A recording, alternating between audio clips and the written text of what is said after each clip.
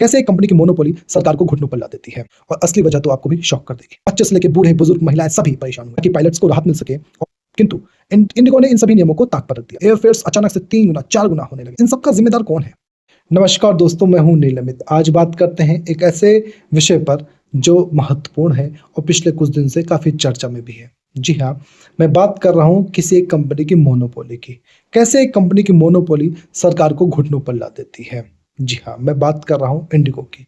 पिछले कुछ दिन पहले जो हुआ उससे यही लगता है। क्या कसती है बोलती है अल्लाह ये पे बोलती है ये पे बोलती है ये पे बोलती है ये दे दो प्यार चाहिए दे दो प्यार है।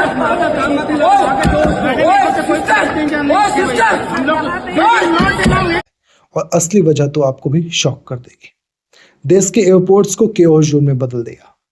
डिपार्चर बोर्ड्स पर कैंसर लिख करके आने लगा। घंटों तक लोग लाइन में लगे रहे। बच्चे से लेकर बूढ़े बुजुर्ग महिलाएं सभी परेशान हुए। किसी को रिफंड नहीं मिला, किसी को भी अगले दिन तक जगह नहीं मिली। ऐसा क्या कारण हुआ, ऐसा क्या बदलाव हुए, इंडिगो को इतना बड़ा कदम उठाना पड़ा? डीजीसीए ने flight duty time limitations FDTL के तहत कुछ नए नियम पारित किए थे। सरकार ने ये कड़े नियम इसलिए लागू किए ताकि पायलट्स को राहत मिल सके और क्रू मेंबर्स को भी कुछ ना कुछ रेस्ट मिल सके। इन नियमों के तहत पायलट्स को ज़्यादा रेस्ट दिया जाए, रात की उड़ानें कम की जाए और लगातार उड़ान भरने वाले घंटों में भी कमी की जाए। इन सभी नियमों का मुख्य उद्देश्य सेफ्टी को ध्यान में रखते हुए लागू किया गया था। किंतु इंडिगो ने इन सभी नियमों को ताक पर रख दिया। इंडिगो ने पायलट्स और क्रू की कोई प्लानिंग नहीं की, कोई मैनेजमेंट नहीं किया, और इसका असर यह हुआ कि स्टाफ कम होने की वजह से, बैकअप ना होने की वजह से सारी फ्लाइट्स ग्राउंडेड हो गई। इंडिगो के पास उड़ान भरने के लिए पायलट्स बच्चे ही नहीं। नतीजा यह हुआ कि एक झटके में मास कैंसलेशन हुआ और कुछ ही दिन में इंडिगो को 2000 से अधिक उड़ानें रद्द करनी पड़ गई।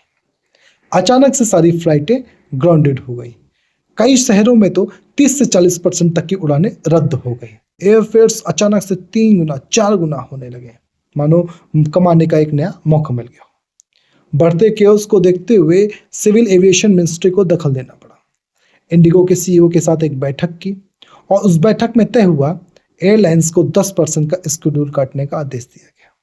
डीजीसीए ने कहा, पहले ऑपरेशन संभाला जाए, फिर ज्यादा से ज्यादा फ्लाइट्स उड़ाया जाए, उसके बाद देखा जाएगा। अस्थायी रूप से कुछ नियमों को राहत दी गई ताकि सिस्टम ना टूटे और फ्लाइट्स समय पर उड़ सके। सेफ्टी ड्रिवन रूल्स सही है, पर प्लानिंग, मैनेजमेंट, मैन पावर का कमजोर होना, इन सब का जिम्मेदार कौन है? एयरलाइन के प्लानिंग फेलियर या फिर इन सभी को जानबूझ के किया गया? डीजीसीए ने अपना फैसला वापस लिया और इंडिगो को अपनी मनमानी करने का एक नया मौका मिला। क्या आपकी राय क्या है इन सब पे?